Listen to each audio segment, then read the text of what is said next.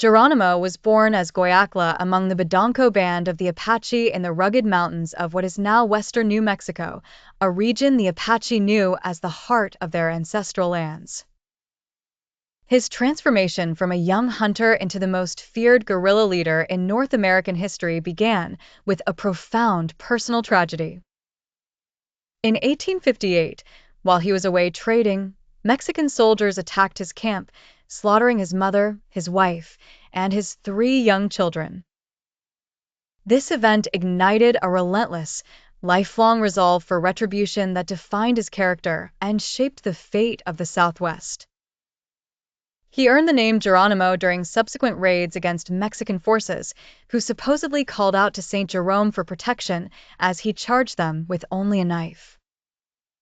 As the United States expanded westward following the Civil War, Geronimo's struggle shifted toward the encroaching American settlers and the restrictive reservation system. He became a symbol of defiance, repeatedly leading bands of Chiricahua followers away from the desolate San Carlos Reservation, which the Apache called Hell's 40 Acres. Utilizing the scorched terrain of the Sierra Madre as a natural fortress, he led a small but elite group of warriors in a series of daring raids that paralyzed the borderlands.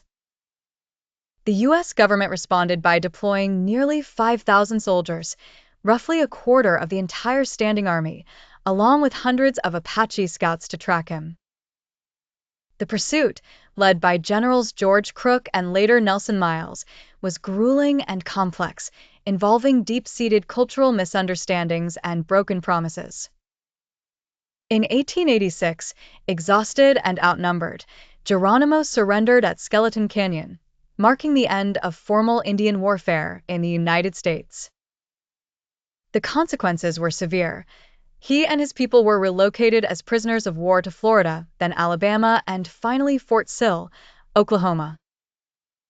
Even in captivity, Geronimo remained a figure of immense public fascination, appearing at the 1904 World's Fair and riding in Theodore Roosevelt's inaugural parade. He died in 1909, never being allowed to return to his beloved Gila River headwaters, leaving a legacy as a complex leader whose resistance represented the final, desperate stand of a sovereign way of life against the inevitability of industrial expansion.